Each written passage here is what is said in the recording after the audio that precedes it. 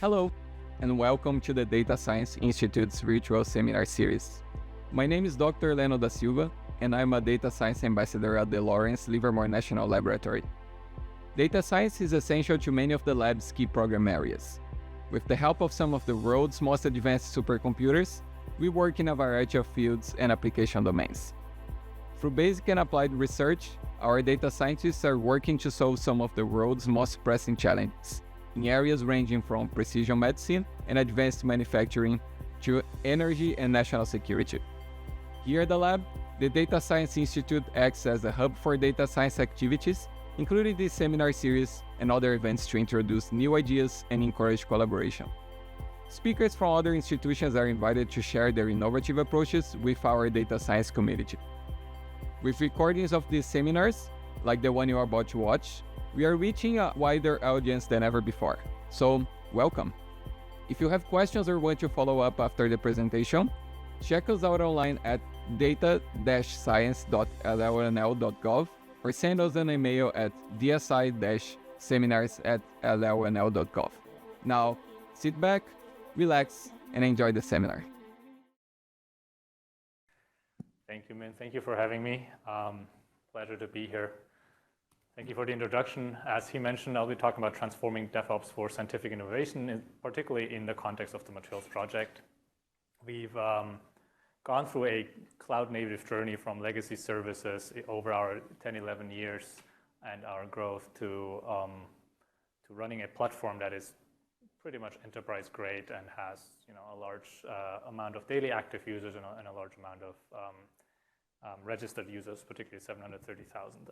When I joined the Materials Project 11 years ago, we were at about 5,000 users. So that's quite some growth, and the users we have now returning daily to the platform is in the same order, 5,000 to 6,000 users that come back and use the platform every day. As Min said, I'm the technical lead and a co-PI for the Materials Project. I also work as a subgroup team lead in the American Science Club, particularly for infrastructure. So what's the Materials Project? It started in 2011 as part of the Materials Genome Initiative. That was a White House initiative under that administration to make materials design more predictable, faster, and less expensive. A paradigm shift that happened at the time was in material science, particularly going from that trial and error Edisonian approach. The way that he found tungsten, for instance, was just trying many different materials until finally the light bulb went off. At that time, you would come up with a structure or material at the top. You would try to synthesize it. You try to measure its properties, maybe filter it for the application that you need, but then at the end, you would throw it away because it wouldn't be working. Now, this paradigm shift went into what's called the in silico approach. So we would start calculating a lot of materials properties and structures in high performance compute. That's at the bottom, that picture. You could throw in a lot of, basically genome approach created structures and throw them into high performance computing, filter them down to your applications that you need. So throw candidates away before you're actually synthesizing them, measuring them in the lab, trying to characterize them, and then figure out that they work for your application. We have a platform at materialsproject.org that disseminates that database of inorganic crystalline materials.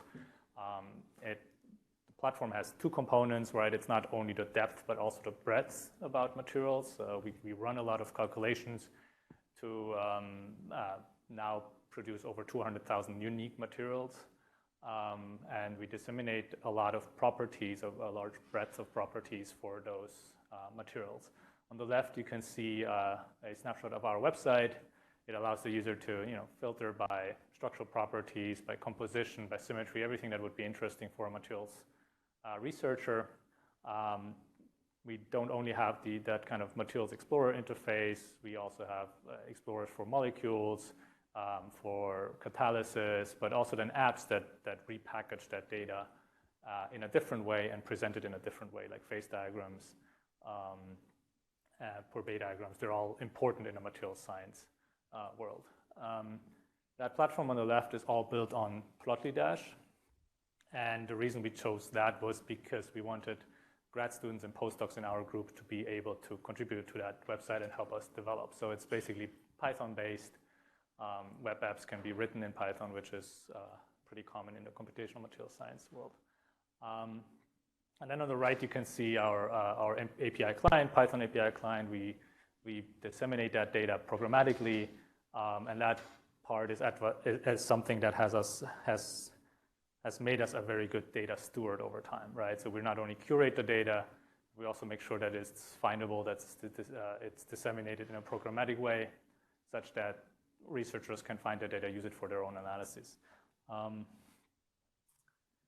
In terms of success, right, I'm going to talk a little bit about registration and growth. In the fiscal year 25, everything you see here is for fiscal year 25. We've had 234,000 unique users accessing the platform from 174 countries, so it's truly worldwide.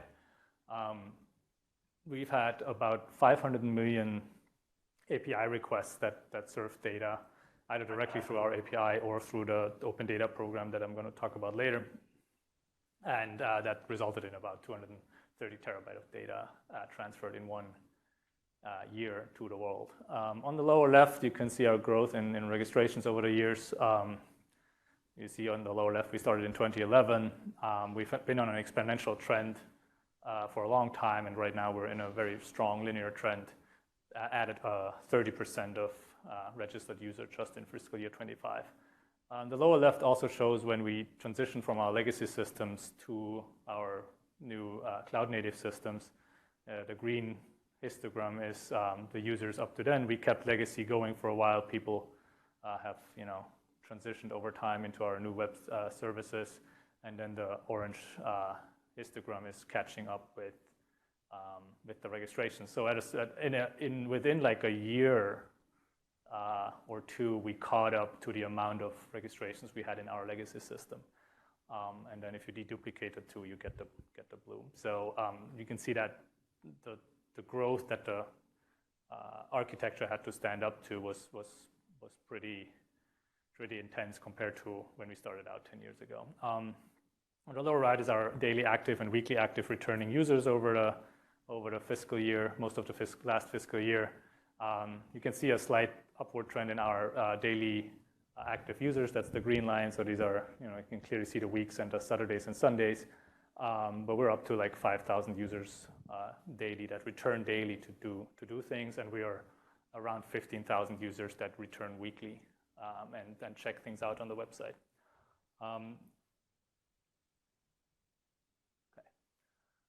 We also accept contributed data. So we have a platform called MP Contribs that allows researchers in the field or in industry to contribute their data, either simulated data, theoretical data, computational data, to the materials project and associate it with materials on our website. So that helps the community a lot in terms of finding that data. What does it belong to? Can we query it? Can I use experimental data for this material to benchmark my results? And it also drives our contributed apps. So some of the apps that we serve are based on data that came from the community and where community contributors wrote the app basically, and we provided the infrastructure. I don't want to go through much of the details here, but you can see that we've grown since 2020 quite a bit in terms of the number of documents that we store to provide this functionality. The number of projects is 120 now. And generally, as a domain science platform, this is a pretty important piece of the equation because we can be that hub for material sciences that allows data to trickle out to the community. So for a contributor, the appeal is that they can expose their data to the big community that the materials project has. A little bit about the processes that go on internally in materials project. As I said, it's kind of a circle between creating simulated data and then disseminating it and using maybe the experimental data to improve the flow.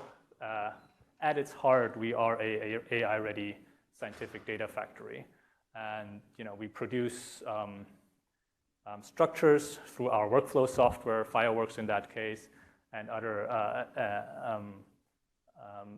means to run workflow. Automate 2 will produce those outputs. We run them on high-performance computing. That particular means VAS, but also recently we're using machine-learned interatomic potentials that kind of shortcut that a little bit. It goes into AI-ready storage, and we assign UIs to our materials and disseminate that through the API. The API then can be used for things like the autonomous lab that then would do material synthesis based on the information that they're getting from the materials project. So there's a success story last year or the year before where data that came from the materials project was used to synthesize materials in the autonomous lab, and the lab would reiterate on the data that it gets from materials project to produce those materials. And then on the other side of the equation, we kind of are that gateway to the American Science Cloud in terms of providing our AI-ready data to be ingested or logged into federated data and model catalogs to be used for inference services and training, and to also allow users that retrieve that data or have that data to access it through compute, either in high-performance computing or in the cloud. And you can see the orange circle around all of that is the infrastructure that drives it. So that, of course, means deployment and orchestration. That means continuous integration, the development. That means infrastructure management and also monitoring and logging. And all of that has to be in a shape and form that it can support this apparatus. As a whole, our efforts in this space have made us a pure data resource. That is a designation by the Department of Energy for projects that are exemplar in data stewardship. Let's drill a little bit into what AI-ready also means for us is structuring your data in a way that it can be used in different levels of curation, right? Sort of the medallion idea of bronze, silver, gold. And in a materials project, that means we have our stage/raw data. We could have validated DFT calculations, first principle calculations that come from the community that are basically submitted to us as calculations that we could use, or we produce them ourselves in our raw buckets that are then preparing that data to be parsed into a structured form. The structured form would live in what we call a parsed bucket. We call those task documents. So the structured data that is then later used to produce gold standard data that is organized for analyses and performant for analysis, that would be in task documents and in objects on S3. But we also have separate large data objects that are basically just arrays that people are interested in consuming. And then we move down further the ladder into the build stage and the release stage, which comprises our kind of gold standard data. There's our high-level data collections where we calculate the properties from that parsed data, and we prepare those for material screening, right? We use what's called structure matching to actually define what a material is. So all of that happens in that build stage. A true value also is the structure matching piece that happens where our data becomes like a gold standard, a gold medallion, because we've pre-organized the data in a way that users wouldn't have to deduplicate all these special structures that we've calculated. And then once we're in the release stage, that's when things get synchronized into our deployment databases, and we kind of go through blue-green deployments. I'll have something about that in a second. The technologies involved are Parquet objects for the derived data. We also have HDF5 archives for the larger array data, and then we wrap technologies around like data catalogs or lake houses that will then partially be provided by American Science Cloud, and we are ready to plug in and expose that to the larger user base. In terms of how that Open Data Program was successful for us, we were awarded 720 terabyte originally in sponsored storage and egress, so that has helped us a lot getting this data out to the community. I talked about how we organized it, but the integration with our Python client was pretty extensive and important because it helped us reroute things that would otherwise be a large load on our servers directly to S3 storage, so that people that would use the API to download instead of actually query data would be rerouted to efficient parallelized downloads. It takes a huge pressure off our internal MongoDB that we use for it. And as I've described, we are transitioning our builders and our parsing pipelines also to run in the cloud based on the AI-ready data that we have. That means things like Dexter for orchestration. It means Dask for distributed workloads in the cloud. And the goal always is to have performant partial retrieval. That's where the data catalogs and Parquet come in. Okay. Digging a little deeper in terms of the architecture, this picture has aged a little bit, but the basics are still the same. The way I've tried to set this infrastructure up is by using most of the close to metal cloud architecture that is out there. This is particular to AWS, but there aren't any pieces in here that would truly be locking us into a vendor. So a lot of this is pretty basic architecture design. We are running Cloudflare, so as a request comes in through the internet, it first hits Cloudflare as the edge service. Logs get pushed to Datadog directly from Cloudflare on that end. And as it comes in through the internet gateway, there's a network load balancer that routes the requests to a Kong API gateway. An API gateway, and Kong in particular, manages all the routing to the upstream services. So it also enables plugins that will need to run on this level so that we're separating from the upstream concerns that a developer, a web developer, an API developer might have. And then that routing continues into private subnets where the actual upstream services run, like an API or a web service with their databases and other things in associated subnets so that they're all isolated with ingress rules. And then the heart of the data is in our MongoDB in terms of the deployed data. That is a managed MongoDB instance in Atlas and is connected through a peering connection. So all the traffic behind that API gateway layer is all private and inaccessible from the outside unless you come through that Kong layer. A little bit more about unified observability, how that works in this picture. Just explained on the left, it's a picture of a Fargate task. So there's the application containers running in a separation of tasks that can take care of the scaling. And then in particular, to take care of observability, there's a sidecar container that can take care of aggregating logs from across the application containers in the task, forward them to Datadog directly, including metrics through a VPC endpoint. So none of that traffic leaves the internet. It just kind of stays within the same AWS region and moves the data into the AWS deployments that Datadog has in that same region. And then what it gets us hooking this up to Datadog is pretty easy metrics gathering and application monitoring, right? So there's live tails. We can generate metrics off that data as the logs come in. We can generate dashboards, alerts. We can retain the logs data with indexes in a way that it's easily queryable.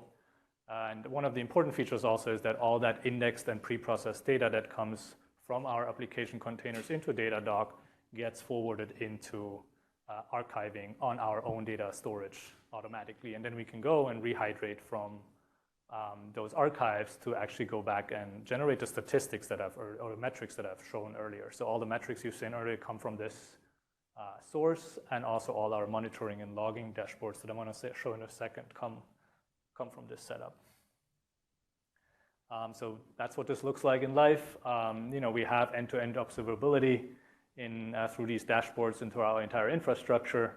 On the left, you can see our office's screens. One of them is a big touch screen in my office, where I basically every day can go and see if, with kind of one look, see if things are going well or not, and then actually drill in interactively and see whether, look at the traces, look at log error messages. It has significantly reduced our time to solution in terms of finding issues that we in legacy platforms were never able to diagnose that quickly. We also have a status page that is driven by that same infrastructure. So if there's any incidents that the that are happening. A user can find incident reporting there quicker, but they can also find live statistics on our, how is the website performing? Is it just me, or is it the website that is struggling, or is it the API that is struggling? So for a small team of 4 PhD engineers that come from a material science or physics background, this is a major benefit to run a platform efficiently. We also deploy everything infrastructure as code, so particularly AWS CloudFormation. As I said, I haven't, for my part, I chose not to run it in Kubernetes, and I chose not to use any of the higher level, very AWS specific tools to avoid us getting locked in too much. So this is very, very close to the metal. You can think of it as kind of Docker Compose style deployments. And Docker Compose files would then just be translated into CloudFormation files that then would set up that infrastructure. Particularly, we're starting off in a source. There's a DevOps Git repo that has the template, sets up the base resources such as VPCs and SQL databases. It takes care of the Docker image building.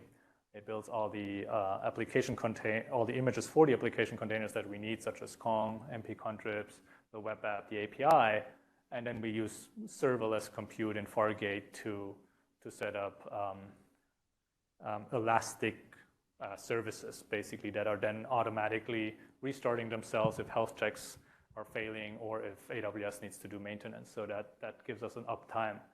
Historically now, that was for the last couple of years at 99.98%. So we were lucky enough or set up well enough that we had less than 2 hours downtime in the last couple of years per year. Okay. And then, if I'm going through a deployment, the code pipeline will pick it up based on the source updates. And as I have Kong as an API gateway sit in front of our backend services, running a blue-green deployment has 2 aspects. You can see that the pipeline go through checking the base resources. It does the container builds. All of that is pretty straightforward. And then once it gets into the phase with the orange box where the backend services are being redeployed, they are getting deployed into a separate subnet. They can run. I can hook this up to a preview domain where people can look at this specific stack. And then when everything is ready, those backend services would be flipped around in their configuration in Kong. So Kong would just route the traffic differently. This is not actual load balancing on AWS or anything. Kong just takes care of the load balancing and of the routing. And then for Kong itself, of course, since Kong sits behind a network load balancer, this needs to be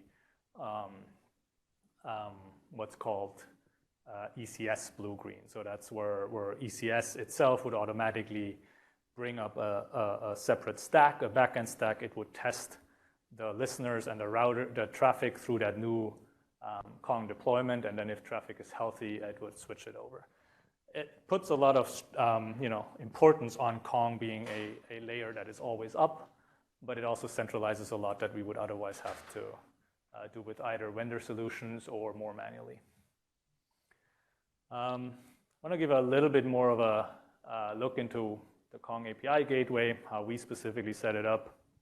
On the upper left, you can see kind of the Kong way, which is kind of an outdated way of looking at it, but it still sticks with me. The idea is that there's an API gateway, aka a glorified reverse proxy, Nginx proxy sitting in front of the backend services that takes care of things like rate limiting, caching, security, monitoring, authentication specifically, also group access control lists.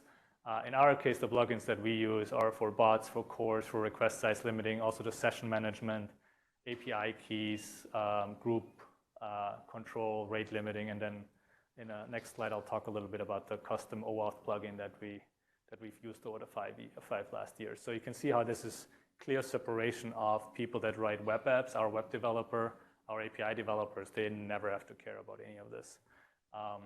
In a setup in Kong, these backend services are called upstreams, and they have targets. Those are IP addresses of the private subnets, and the ring balancer just kind of goes around and checks which one of those are available. In terms of a configuration, you can see on the right, there's the the gateway services like a profile page and an email registration service, Portier in this case, and then there's the backend services that are configured in a way that they are easily discoverable and manageable through declarative Kong. Declarative Kong is a way of managing Kong configuration that declared well through Python templates, through YAML templates, and all the entities are tagged, and blue-green deployments are pretty easy to manage in a scripted way that way. Final word on the custom OAuth plugin. Remember, this is 5 years old at this point, so this is a very simple solution that for the American Science Cloud now, even we might use similar strategies in terms of the API gateway being Kong, but the plugin might change, and other applications, other platforms have other requirements for their login mechanisms. For us, it works very simple. We only need ways to log in through third-party providers. We're not managing any passwords. And then we needed an email address, but that's it, and that email address gets an API key assigned. So that's why we developed this plugin.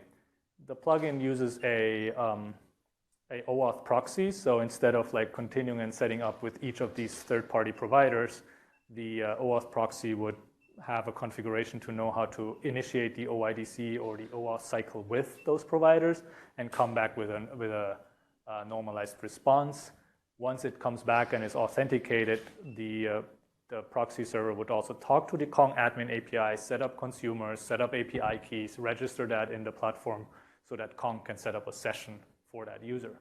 And then it would do localhost communication also to Portier, which is an email service, email-based passwordless service that we set up to company users that might not be able to use any of those third-party offerings.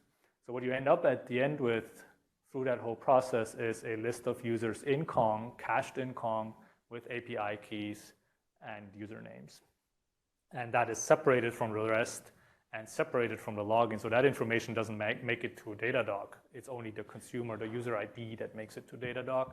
And that way we can correlate and trace all the way back to the beginning of who did what on our website. And we can set up API key-based either thresholds or rate limiting that would make sure that the platform can perform even if a user is misusing our resources. All right. And that vein, I'm kind of just trying to wrap up what I've said, keep this short and sweet. I've talked about how the Materials project is the leading research platform and open source code for material science. We went through a major transformation of all our data and our compute to come from on-premise DOE supercomputing resources, so running persistent services like web apps, APIs, into basically the cloud and do infrastructure as code instead of ad hoc development. Datadog is our tool of choice to do end-to-end visibility and reporting. Kong manages our microservice traffic. The AWS Open Data sponsorship allowed us to share as much data as possible within the resources that we have, and it's a way around us. It's a solution for two things: one, be AI-ready, cloud-native AI-ready for the upcoming American Science Cloud use cases, and then also be financially responsible with our research budget as a research group. And I want to mention there's only a small team doing all of this. Christine Person and Anubhav Hain are the directors and the associate director. I'm the technical lead. Tyler and Aaron, Min Shui are team members of the infrastructure team. So it's the four of us that are mostly doing all of this work. And there has been generations of this, right? So it's always been a size of 4. And we are now able to add a 5th person given the growth that we had, but it's not an engineering team of 10 or 20, and then we have support in Carlo and Shreyas from the computing sciences division to help with tasks here and there. All right, that's it. If you want to reach me, it's phuck@lbl.gov, and I'm happy to answer any questions. Thank you.